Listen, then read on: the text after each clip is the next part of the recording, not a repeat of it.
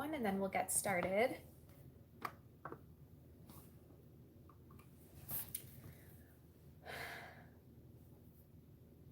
All right, so hello everyone, and welcome to another live Q&A. Today, I finally had a free moment to just come on here and answer some of your questions. So I'm hoping that if anybody has some questions that they've been wanting to run by me, I can answer as many of them as possible. It has been a very crazy month, so it's been really hard for me to put content out recently, but I will be back to the normal swing of things once some of these big projects on our plate are done. But yes, I had some spare time today, and I just wanted to answer any questions that anyone had about health or anything in general. There was a couple questions. So I am much more active on Instagram in terms of replying to comments, because on YouTube I have hundreds of videos and I get multiple comments per video. So it can be really hard to keep up with YouTube comments. So I do reply to everyone I can on YouTube, but if you have more specific questions, a lot of you will just kind of go over to Instagram and post on a comment on a post there, and then I can reply there. So if you guys do have questions, you can head to my Instagram, which is at Marla's Healthy Life. But a couple of the questions that I had over there I wanted to answer in a video, as I thought it might be nice to have it permanently shared here for those to watch or rewatch as needed. So what I'm going to do is just answer those couple questions, but if anybody has questions for me right off the bat, you can just start posting them in the comments, and then as soon as I am done answering the primary questions, I will get to everyone else. Before I get to the questions though, I just want to say hello to everyone, and I also hope that you are all truly doing well. Whether we've talked before or not, whether I know you or not, I always genuinely and truly hope and wish that everyone is doing well, and not just in terms of their physical health, but mental health, their life with their family. I'm just hoping that everyone's doing well. And if there's ever anything that anyone ever wants to chat about, you can always send me a message on Instagram. It takes me a little bit of time to reply to people because I get so many, but I do my best. Okay, so the first question that I wanted to touch on was about SSRIs. I actually had a comment on this on one of my most recent YouTube video about stress and the gut. And some people will get prescribed SSRIs for either anxiety and or depression. So I wanted to touch on that quick because I also got a lot of Instagram comments on. So obviously I cannot suggest people don't take them, because some people, really need them. And as far as your health goes, I can't necessarily tell you what to do or what not to do, just because obviously we're most likely not working together. What I can say though is there are a lot of side effects. I always like to say this to my clients whenever they're considering something that's artificial, so some kind of drug. Always look at the side effect and then make your decision based on that. There are a lot of side effects, and there's a lot of interactions in terms of your neurotransmitters when you're taking SSRIs that can cause issues with dopamine release and things like that in the future. What I really see the case is that people who are on SSRIs usually need to increase their dose over time, and they need to be on it long term, because typically if you start taking it and then stop, very often in your neurotransmitters caused by that drug, it's harder for your body to start releasing like the happy hormones, the serotonin or the dopamine again, and you tend to feel even worse once you're off the drug. So it kind of leaves this this constant need for having to be on the drug. So it kind of creates a dependency. And so whenever you're taking something, I always just suggest you look into the side effects and what that might look like for you in the future. If you're not planning on being a drug long-term, talk to your doctor about what would happen if you chose to get off of it after a couple months. So in my opinion, I always like to try things naturally. If somebody is seriously depressed or anxious, I'm not going to say to not take a drug. Obviously, everyone needs to do what's best for them. But if you're more of just a slightly anxious person or slightly depressed, and you think you just need a little boost and feel a little happier, there's so many other ways you can go or things you can do to get that support without having to resort to a medication. I have an ebook. It's linked down below. It's all, when I post this video, it'll be linked down below. And it's about anxiety and a lot of different supplements and remedies to help reduce your anxiety, which then can help your gut health and everything else that comes with it. So take a look at that. But there are a lot of adaptogens. There's transcutaneous vagal nerve stimulation, which can be so helpful for anxiety and depression. So always look to natural alternatives. And if you're still not getting relief or the results that you need, then potentially turn to drug support. Okay, so I have a couple other questions that I want to answer from Instagram, but I'm going to just take a quick break. I will answer a couple questions from here. So if someone is struggling with a lot of mucus, lots of snorting, hacking, etc., what could be the first steps to start drying all of that up? So that's a great question. I'm a huge fan of finding the root of the problem. So it can be simple for people to just say, I have a lot of mucus, what do I do to stop it? But you really want to from why is your body producing copious amounts of mucus, and let's fix that so that it's a long-term improvement or correction.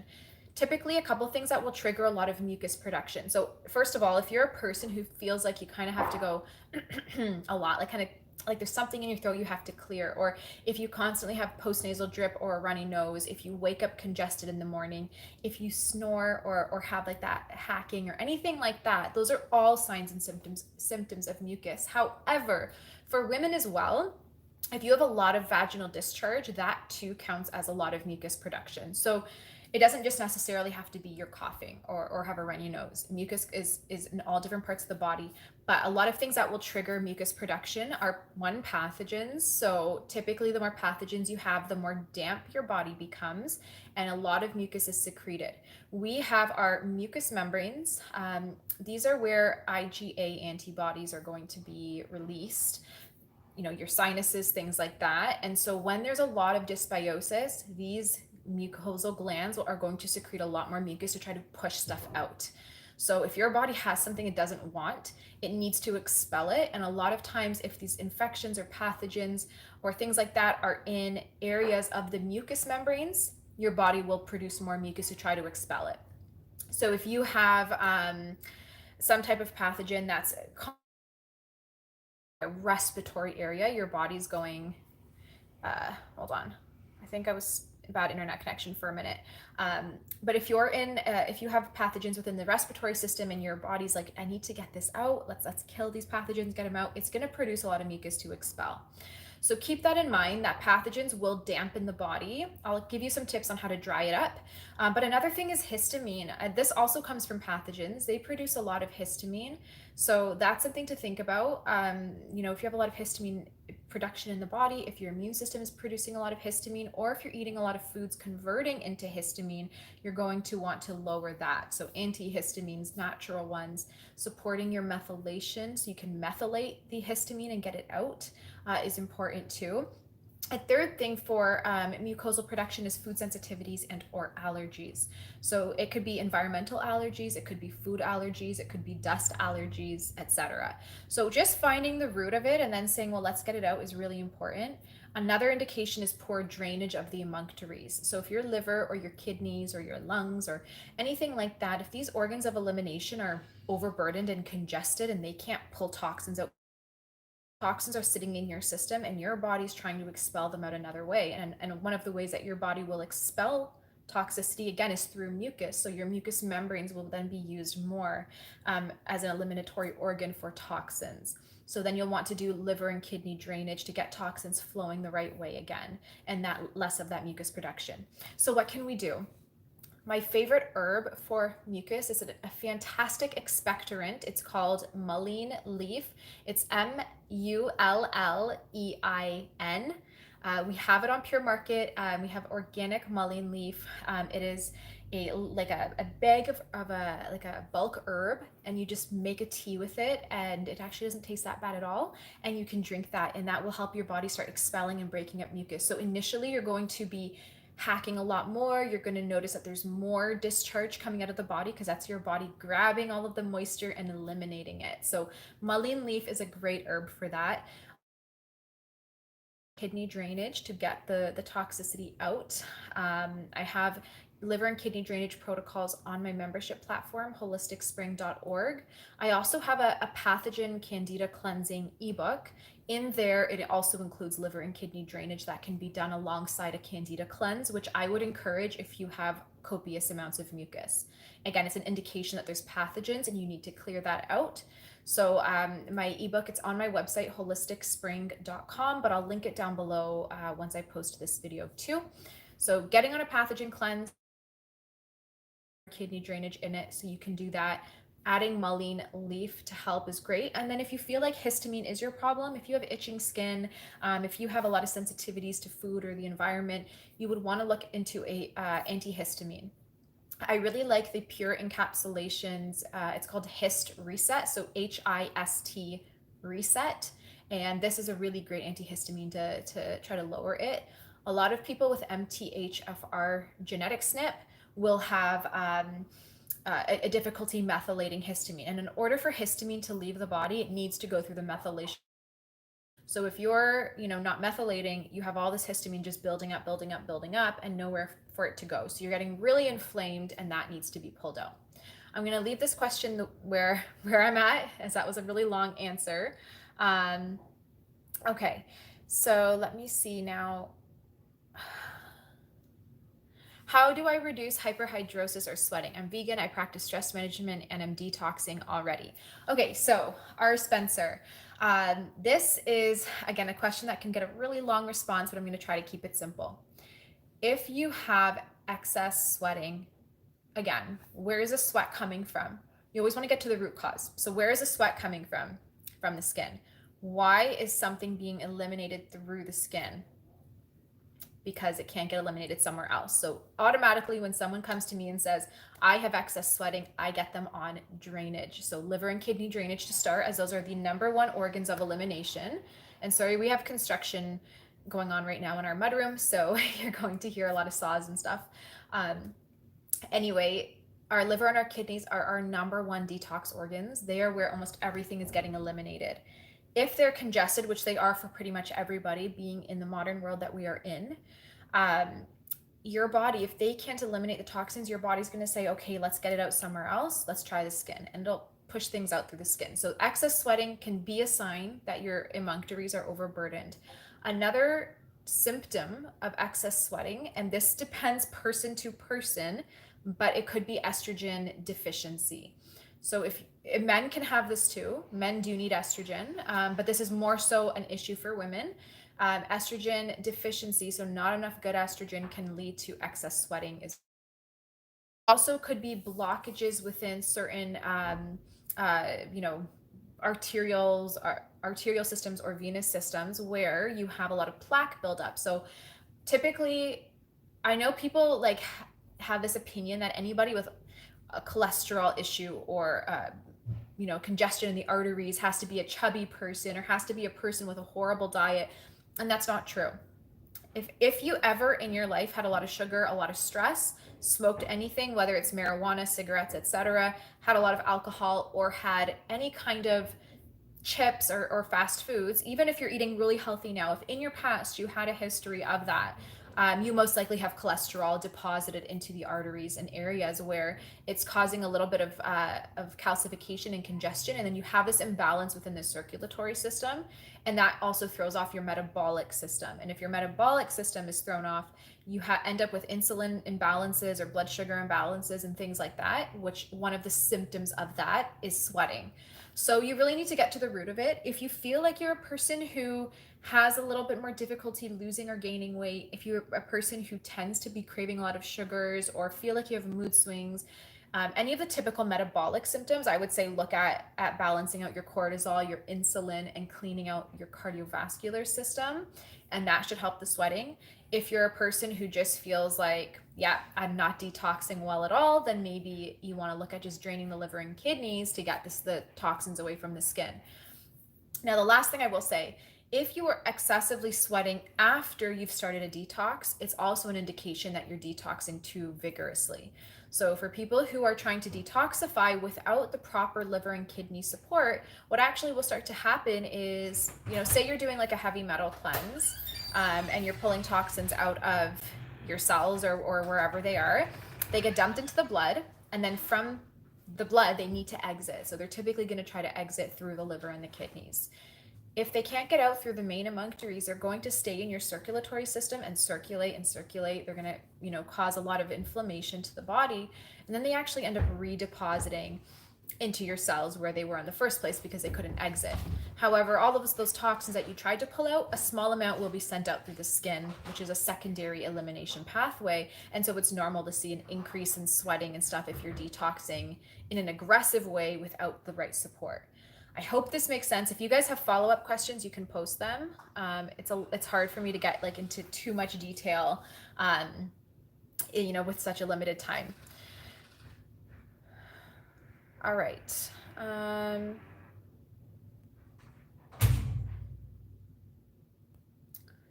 Okay, so someone was asking about an alternative to SSRIs. So there is no such thing as an alternative. You can't just take, say I want a drug, what's the alternative for it? The alternative is getting to the root of the problem. I've made a lot of videos on anxiety. I made the ebooks and a lot of blog posts and things. There is almost always a few things happening. There's almost always some kind of MTHFR SNP going on. You could have one or both, which means you're not methylating. So without methylation, you can't create enough of the right neurotransmitters and things to make you feel happier. If you have nutrient deficiencies, especially some of the lipids, phospholipids and things like that, your brain cells cannot generate quickly enough, and you're going to have a deficiency in neurotransmitter production. If you have pathogens in the gut, they secrete ammonia and other kinds of toxins that affect the brain and cause brain inflammation, which lowers your neurotransmitters.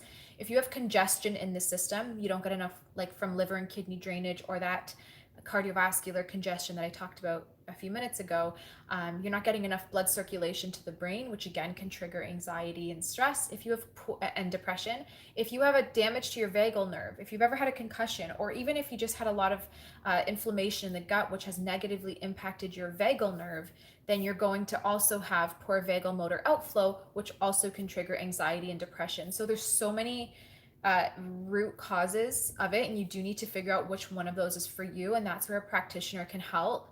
If you have not had success holistically in the past, most likely the practitioner was not getting to the root of your problem or your issue. And very, very, very often when I see people with chronic anxiety or depression, MTHFR is very much at the heart of it. So you want to be working on your methylation, you want to be balancing out your B vitamins and your lipids, and working on transcutaneous vagal nerve stimulation and things like that. All right.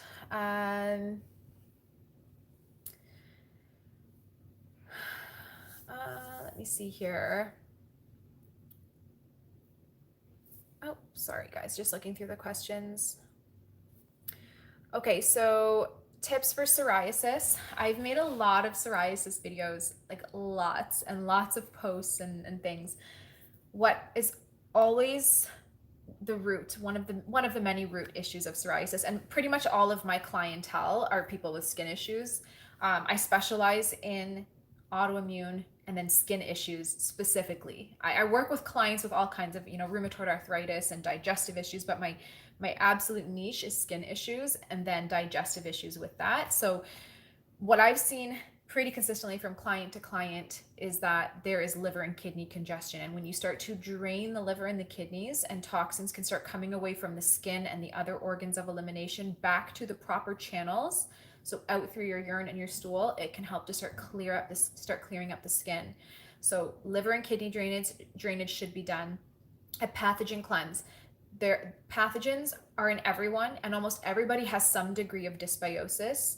More people with skin conditions usually have more than others, and pathogens will release a lot of histamine and toxins, which get pushed out through the skin and cause skin inflammation. So if you do a good pathogen cleanse while you're doing liver and kidney drainage, you should see some amazing results in clearing the skin.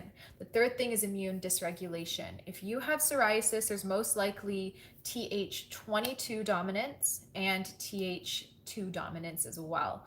I made a post a day or two ago on Instagram talking all about skin conditions and immune imbalances, and I would suggest you guys check that out at Marla's Healthy Life. But you need to regulate and modulate the immune system. So you want to bring up the Th1 side of the immune system, down regulate the Th2 side of the immune system so that there's like a balance, right? It's kind of like a teeter-totter. One side is overactive, one's not very strong. So we want to just bring a balance. While we're doing that, we want to reduce the IL-22 or interleukin-22 cytokines, which have an affinity for the skin. So typically, if you have a lot of interleukin-22 cytokines being produced in the body, it's going to target the skin and cause skin conditions. So things that you can use to lower IL-22 would be curcumin or resveratrol. There's a supplement from Pure Encapsulations called curcumin 500 with bioperine. And these are all these supplements that I've been mentioning are all on Pure Market. You guys can find them on puremarket.ca. So curcumin is great for most people. Now, there are times where I will not suggest my clients with psoriasis take curcumin. So again, it's very person to person, but typically if you need to bring down the Th22 side of the immune system, you need to be on something to lower IL-22. And curcumin is great for that, and resveratrol is also great for that. So you can get a resveratrol supplement. So working on the immune system, liver and kidney drainage, and then pathogen cleanse is at the very forefront of it. But then you also need to work on some other areas. So typically there's MTHFR, genetic SNPs, COMT SNPs, PEMT SNPs. If there are genetic SNPs that are, or parts of the system that are not working, you want to make sure that they're working well. So supporting your methylation pathways and things like that. There's also a very big hormonal component. So a lot of times people with psoriasis have very out of balance hormones. It could be underactive thyroid, could be adrenal fatigue, could be not enough estrogen or too much testosterone. You guys get the picture. So hormonal support should be done alongside the candida cleanse, the liver and kidney drainage, and the immune balancing. And then there's also more drainage. Typically the cardiovascular system is congested and there's cholesterol issues. I was really surprised because I had psoriasis when I developed it, I think when I was like 19 or 20. I was really young. And when I developed my psoriasis, I was thin, like super, super thin, super fit, pretty much had like very, very low body fat percentage, mostly muscle as I was working out at the gym a lot. I was biking and doing all these sports. And I had my cholesterol levels tested and they were super, super high. I had really high LDL. For a person my age who was that young and that fit, I was like, this is impossible. There's no such thing. That's when I really started to realize people who look really healthy or might even feel really healthy probably still have cholesterol issues just because of our diet. Even again, if you're eating really clean right now, if you ate bad in the past, you most likely have cholesterol. So lowering cholesterol, the bad cholesterol, and also cleaning out the arteries and flushing everything out. All of these protocols are done over time. They're not all done at the same time. So you might start off with liver and kidney and candida support and maybe a little bit of immune balancing. Then from there, you'll add in some hormonal support. And then once you're done that, you might switch to cardiovascular drainage. So you're doing these in phases, but throughout all of this, you're detoxing. You're pulling out things that have been sitting in your body for so long, causing constant inflammation and making you super acidic. So that's like the protocol side of things. My foot's going numb. I'm gonna change position. So that's the protocol side of things. As far as diet goes, there's no way, in my opinion, to clear the skin if you are not really watching what you eat. I would highly suggest you cut out gluten, dairy, and all sugar, all sources of sugar, including banana, watermelon, things like that. Not forever, but until you have really good improvement in the skin. You should be eating tons of dark green leafy vegetables for methylation. You should be eating healthy lean proteins, healthy fats from avocados, lots of fiber from chia and flax. And the only starch sugar thing you should be having are, coming from really high fiber sources and this applies to anyone on a candida cleanse. This applies to anybody with inflammation or anything like that. The starch that you should be eating would be things like buckwheat, quinoa, millet, lentils, mung beans, squash, berries, grapefruit, and green apples. Like that's pretty much it. These foods are all really sour or high in fiber. So they're not going to give your body sugar, or at least a lot of it, but it's giving you enough so your body can have energy. Okay, so eating really alkaline, lower starch. You don't need to be paleo. You don't need to be keto. Just eating tons of vegetables and healthy proteins and fats and a little smaller amount of starch. You do this until you're feeling really good and your skin starts to clear. And by eating this way, you're giving your body nourishment, you're making yourself way more alkaline, you're replenishing nutrient deficiencies, balancing your B vitamins and methylation, and all of this is going to help your body balance the immune system more. And by cutting out processed foods, refined foods, sugars, it's going to remove your food sensitivities, which again will bring inflammation down. So it's amazing. When you start eating this way, it can be really hard. So you don't want to go cold turkey. So many people will make this mistake where they go online, they see that they have to do a candida cleanse or something, and they just jump on it. Some people can do that. I can go cold turkey, you know, if I really need to. If I hate how my skin is, I'll go cold turkey and I'm fine with it. But some people can't, and they'll kind of binge eat and have a really hard time. So if you are that person, don't just change your diet. It doesn't matter what type of diet you're trying to switch to, whether it's vegan or paleo or keto or anything else. Just make changes to your diet that are sustainable for you. So if you're currently a sugar addict and you're eating lots of sugar every day, don't cut it out overnight. Just say, you know what, instead of 3 donuts a day, I'm going to have 2 donuts a day. And then from there, you could say, I'm going to have 1 donut a day. And then from there, I'm going to have a donut 3 times a week, until eventually you can say, you know what, 1 donut a month, or no donuts for a bit. And then kind of do that with everything. So if you're, you know, eating a lot of bananas in a smoothie and you're like, how am I going to go without bananas? Well, then go from 1 banana to 3/4 of a banana in a smoothie, and then keep going less and less until you're comfortable with cutting out bananas for a bit. So that's how you should be approaching diet. It should not be something that's overwhelming or scary or anything. It should be exciting, and it should be something that you feel like you can totally crush because you've mentally prepared yourself for it. And again, keep reminding yourself it's temporary. So following these tips should really help clear up your skin. And I guess for those of you who do have skin conditions and do need support, on holisticspring.org, it's a membership platform. I have 8 weeks worth, 16 weeks worth, so 2 protocols of liver, kidney, cellular drainage. So if you follow the protocols on there, you'll have about 16 weeks worth of drainage that you can do to start getting things flowing in the right direction in the body. And you can pair it with a candida cleanse. Or you can just go on my website, holisticspring.com, click the ebooks tab, and then in my Candida Cleanse ebook, you'll have the liver and kidney drainage and the Candida Cleanse together. The membership platform is great. I created it because I can post uncensored things, so I don't have to be careful with what I say over there. And I do live Zoom calls where we can talk one-on-one, and I answer questions in depth. I have a lot of free protocols on there. You can cancel at any time. There's no commitments or anything like that. You also get free gifts being members. There's a lot of really good perks in my opinion. So I would love to have you guys over there. I have exclusive blog posts, protocols, videos, quizzes, all kinds of things on there that nobody else gets anywhere. So if you were to join again and you hate it, you can cancel. You don't have to be locked in or anything like that, but you get access to every bit of content that's there, and there's a lot of it. And then you also get access to me, and I answer all your questions as in depth as I can. All right, I'm gonna just see if there's any last couple questions here. My back is killing me right now. Am I accepting new clients? I am, but it depends. So I, first of all, only work with clients in Canada and the US. And I do not work with anybody who has Lyme disease or cancer. It's just too hard to work virtually with somebody who needs so much attention. So only Canadians and American clients I'll accept, and then also no Lyme disease or cancer.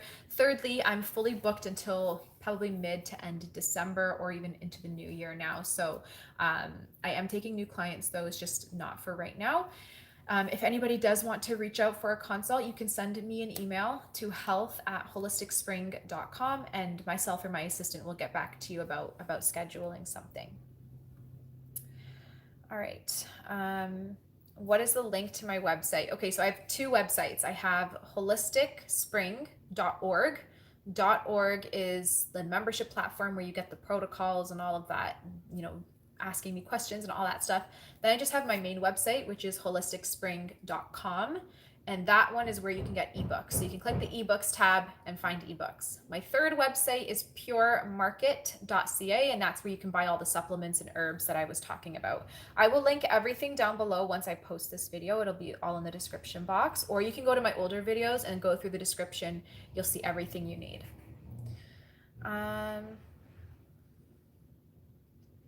Okay, there's a lot of questions, so I'm just kind of scrolling, trying to find some that I can answer that aren't going to take too long.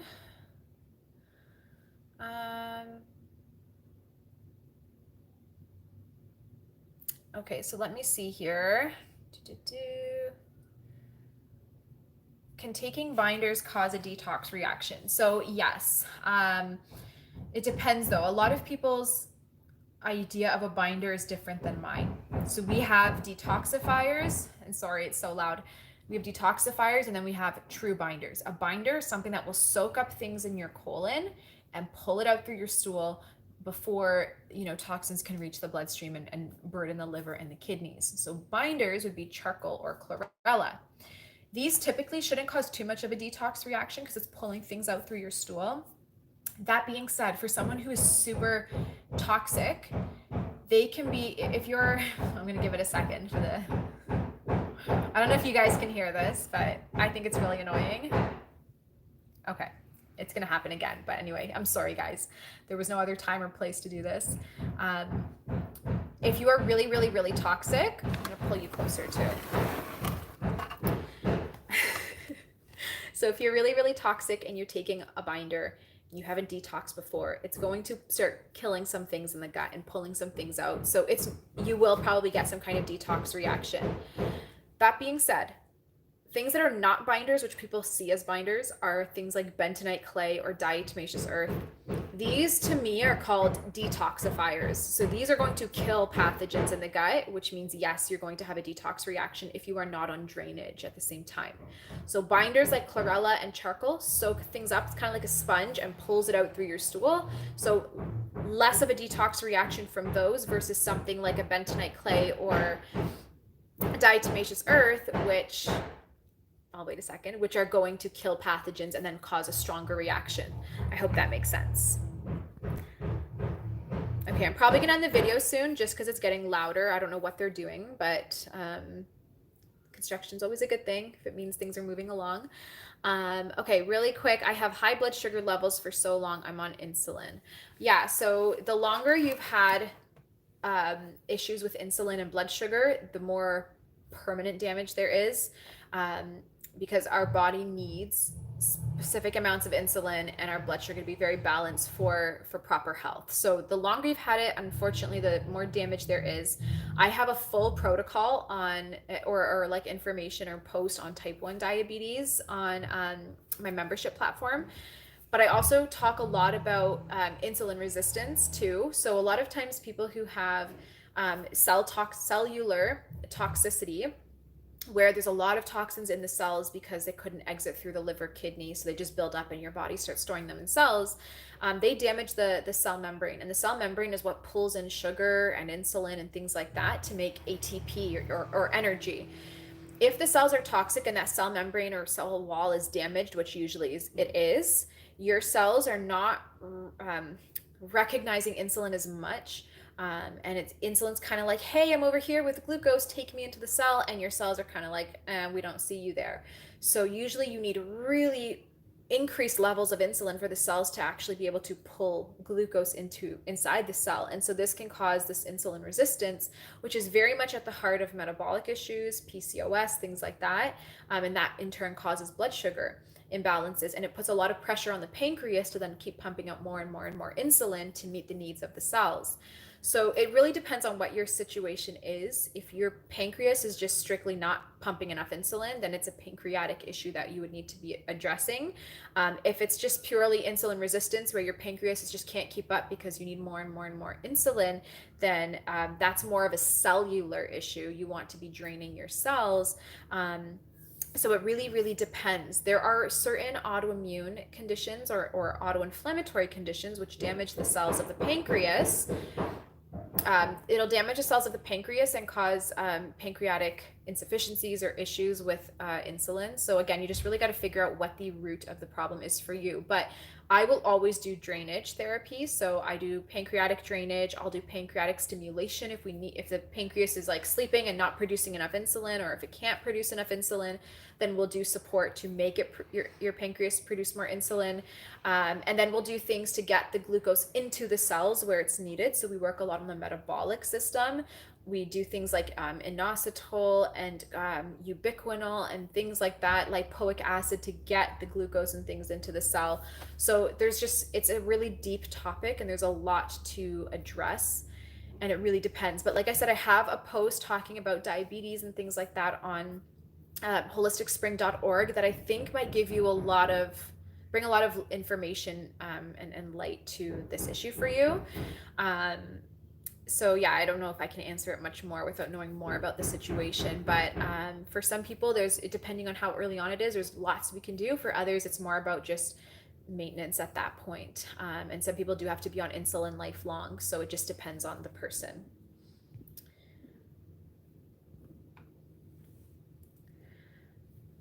Okay. Okay, so last question I will answer is tips on reducing eczema itching. So this is a good question. Typically, itching is from histamine. So you want to be lowering your histamine by killing off pathogens, draining the liver and kidneys, and working on methylation. So methylating the excess histamine out of the body. You can take B vitamins, or there's a supplement from Genestra called Methylation Support, which can help, but you don't want to take that unless you're taking things again to support your liver and your kidneys and all of that. So lowering histamine is really what you need to do to improve itching. And you also want to figure out, okay, well, I'm itching, why? Most likely from food sensitivities too. So you want to make sure you're eating a really hypoallergenic type of diet, which consists of, like what I mentioned earlier, lots of vegetables, like leafy greens that are organic, lean proteins, really limiting your sugar and your starch. These should really help to bring inflammation down, which will help with the itching of the skin.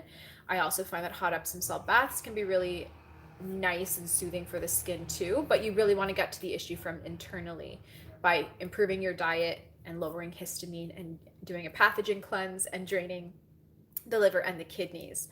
Okay, so the last question that I'm done. I'm not going to answer any more questions from the list here, but one more question that was on Instagram is about water filters. So the post that I shared today on my Instagram stories was talking about our filtration system in our house. I want to quickly just explain what that is here, as I get so many questions on what we're doing personally.